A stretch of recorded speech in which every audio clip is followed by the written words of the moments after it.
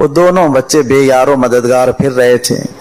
تب ابن زیاد نے اعلان کیا کہ سنا ہے مسلم کے ساتھ 2 بچے بھی آئے تھے, انہیں بھی لاؤ. یہ بھوکے ظالم کو ان شہزادوں سے کیا لینا تھا, 8 اور 10 سال کے تھے, لیکن اعلان کروایا, فوجی پکڑ کر کے لے آئے اور لا کر جیل میں بند کر دیے.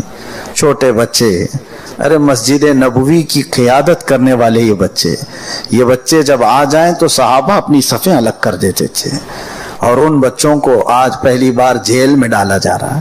انہوں نے تو جیل کی صورت بھی نہیں دیکھی تھی. ان شہزادوں کو جیل میں رکھا گیا اور کھانا پانی تک نہیں دیا گیا, تو وہ دوسرے دن چہرہ ان کا سوکھ گیا تھا.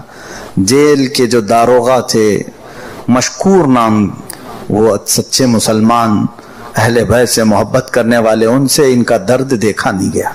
سنا ان کے باپ بڑی بے دردی سے شہید ہو گئے کوفہ میں, اور ابن زیاد ان بچوں کو جیل میں رکھ کر کیا حاصل کرے گا. اس لیے انہوں نے اپنے بیٹے کو بلا کر کہا, بیٹا یہ دونوں بچوں کو لے جا, آزاد کرتا ہوں میں ان کو, اور ایسی جگہ لے جا کر چھوڑ جو قافلہ مدینے کی طرف جا رہا ہو. یہ بچے اپنے ننیحال پہنچ جائیں گے, اپنے باپ دادا کے گھر پہنچ جائیں گے تو امن و امان سے رہیں گے. تو اس نے داروغہ جو مشکور اپنے بیٹے کو ایک انگوٹھی دے کر نشانی کے طور پر بھیجا. یہ بچوں کو لے کر چلا.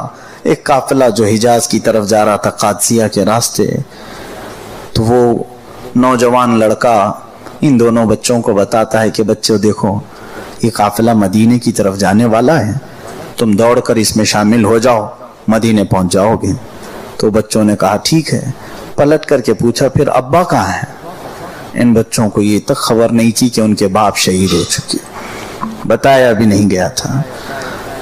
یہ تک نہیں خبر تھی کہ باپ کو شہید کر دیا گیا. پھر اس نوجوان لڑکے نے بتایا, بیٹا تم کو جیل میں یوں ہی نہیں بند کیا گیا, پہلے تمہارے باپ کو مارا گیا ہے. اور پھر اس نے پورا ماجرا سنایا. تو بچے جہاں تھے وہیں ساکت و جامد ہو گئے. انہوں نے کبھی یہ سوچا نہیں تھا کہ کوفہ ہمارے لیے ایسی بری خبریں بھی لائے گا. باپ کی شہادت کی خبر سن کر ساکت و جامد رہ گئے. پھر اس کے بعد جیسے ہی وہ لڑکا انہیں چھوڑ کر ادھر آیا, وہ بچے اس قافلے کو دیکھتے ہوئے دوڑتے تھے. ننھے ننھے قدم اور نازوں سے پلے ہوئے بچے تھے. ہر کوئی مدینے میں انہیں گودیوں میں اٹھاتا تھا کہ یہ خاندان نبوت کے شہزادے ہیں, کون پیار نہ کرے. لیکن ان بچوں کے پیروں میں جو کانٹے چبھتے تھے, ننگے پیروں میں رک جاتے, گر جاتے, کہاں قافلے کو پکڑ پائیں. قافلہ چل پڑا, چھوٹ گیا قافلہ, اور دوڑتے رہ گئے, رات بھر دوڑتے رہ گئے. کوئی گرے تو وہ اٹھائے, وہ گرے تو یہ اٹھائے. اس کے بعد صبح سورج کی روشنی پھوٹتی ہوئی دیکھی, وہیں کوفہ کی سرحد پر ہی تھے جہاں وہ چھوڑ کر گیا تھا. دوڑتے ہوئے وہیں پہنچ گئے تھے. انہوں نے سوچا کہ ہماری قسمت میں اب مدینہ جانا بھی نہیں ہے. وہ بچے تھک ہار کر وہیں بیٹھے رہے. ادھر داروغہ جیل حضرت مشکور کی گرفتاری ہو گئی. ابن زیاد نے ان کو انہیں آزاد کرنے کی پاداش میں قتل کر دیا, شہید کر دیا. یہ 2 بچے سہمے ہوئے, سمٹے ہوئے بیٹھے تھے دریائے فرات کے کنارے, اور ان بچوں کے ہاتھوں میں کپکپی تھی, اور پیاس کی شدت ایسی تھی کہ اٹھ کر کے وہ دریائے فرات سے پانی نہیں پی پا رہے تھے. ایک عورت پانی بھرنے آئی, اس نے دیکھا گلاب جیسے چہرے ہیں, اور اس نے اٹھایا ان بچوں کو. وہ ڈرنے لگے. ان کو اب پتہ چل گیا تھا کہ کوفہ ہمارا نہیں, ہمارا دشمن ہے. لیکن وہ آئی ہوئی عورت اچھی عورت تھی. اس نے کہا, بتاؤ بیٹا تمہارے ساتھ کیا ہوا؟ تو پھر انہوں نے بتایا, ہمارے باپ کو مارا گیا ہے. پھر پوچھا کیوں مارا گیا, کیا وہ جرم کرتے تھے؟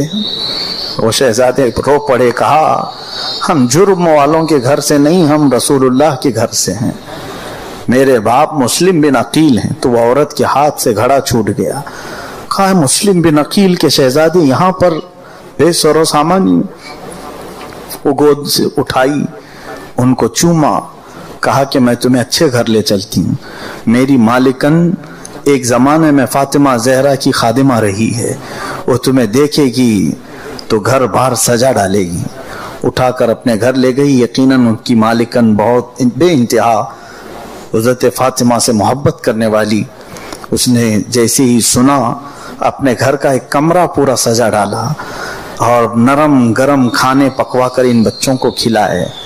اور اس خاتون کو بچے بھی نہیں تھے، اس نے ان کی خوب خاطر تواضع کی.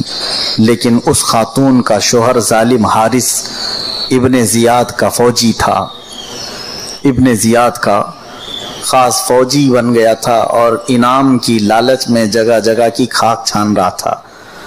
کیونکہ ابن زیاد کو خبر ہو گئی تھی کہ جیل سے یہ بچے بھاگ گئے ہیں، جو انہیں پکڑ کر کے لائے اسے 100 اونٹ انعام میں دیے جائیں گے.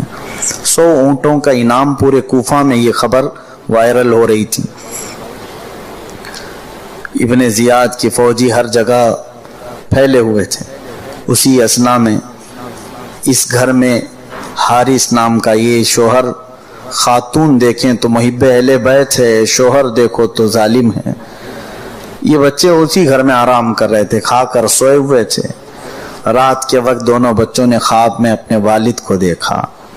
حضرت امام مسلم بن عقیل کو کئی دن بچھڑے ہوئے، کبھی ایک رات بھی ان سے بچھڑ کر سوئے نہیں تھے.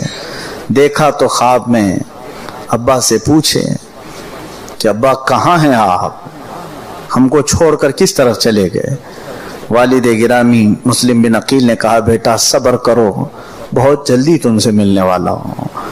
اتنا سن کر بچے رو پڑے اور خواب میں ان کی آواز بلند ہوئی تو گھر میں آواز گونجی. وہ ظالم حارث کی نیند کھل گئی. پوچھا میرے تو بچے نہیں، کہاں بچے رو رہے ہیں؟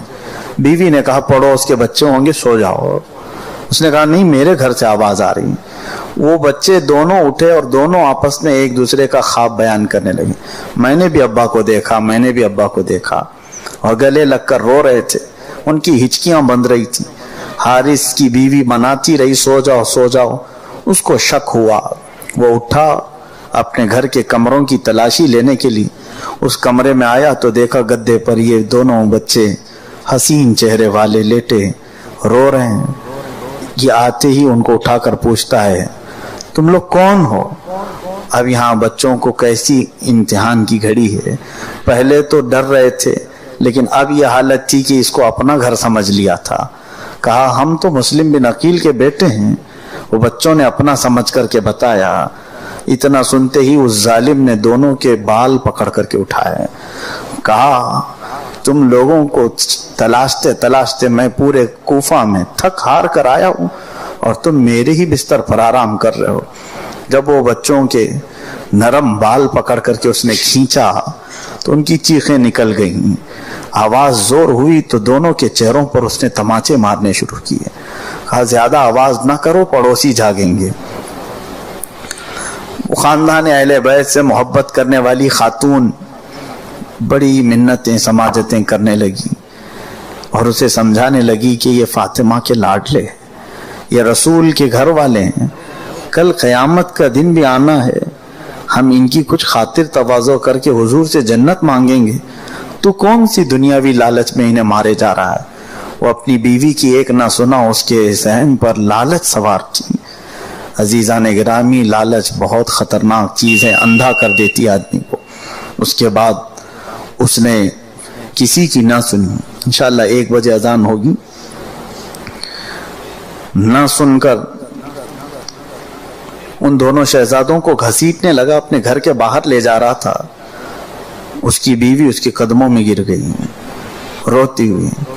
اس نے اپنی بیوی کو اتنا مارا کہ اس کی آنکھ پھٹ گئی اور اس کی ناک پھوٹ گئی اور اسے بے ہوش کر کے اپنے گھر چھوڑ دیا. اور یہ دونوں بچوں کو گھسیٹتا ہوا لے گیا.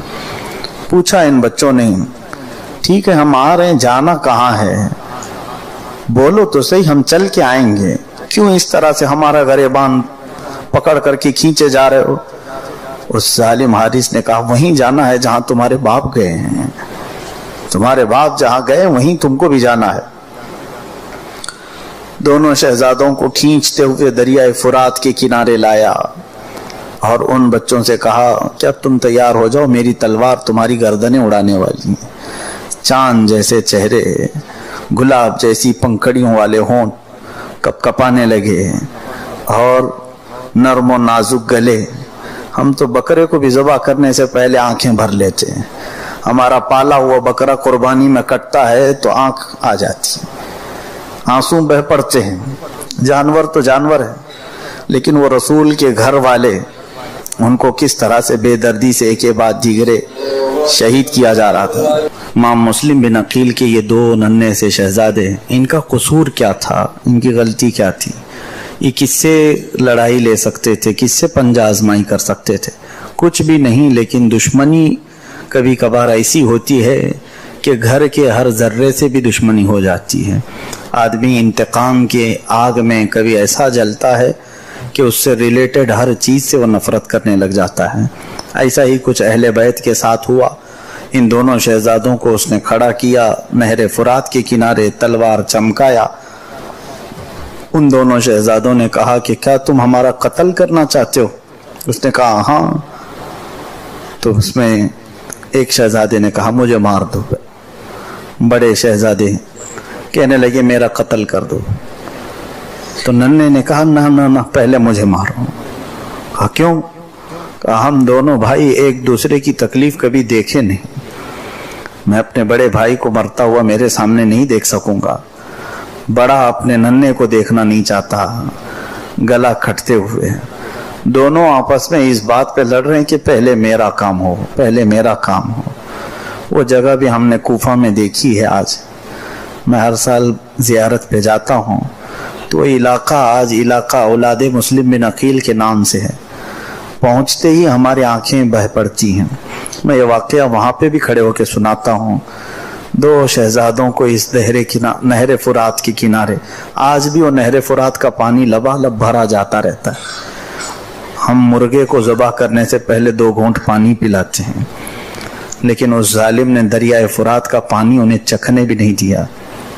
ایسی حالت میں جب وہ آپس میں بحث کر رہے تھے کہ پہلے میرا خاتمہ کرو، پہلے میرا خاتمہ کرو، تو اس ظالم نے چیخ کر کہا خاموش ہو جاؤ، یہ بحث کا وقت نہیں، تم دونوں کی خواہش پوری کرتا ہوں۔ یہ کہہ کر کے اس نے تیز اتنی تلوار چلائی کہ دونوں گردنیں ایک ساتھ اڑیں، ہوا میں لہراتی ہوئی ریت پر آ کر گر گئی۔ اسی لیے وہ ریت بھی کتنے گلاب اپنے اوپر لی ہوئی ہے، کتنے بکھرے ہوئے ہیں مدینے کے پھول۔ کربلا تیری قسمت پہ لاکھوں سلام۔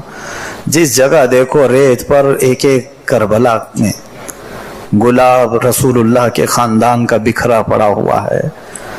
وہ خوشبو تو دے گئے، اور ایسی خوشبو دے گئے کہ قیامت تک مومنین کی روحیں ان کی شہادت سے ہی کانپ جاتی ہیں۔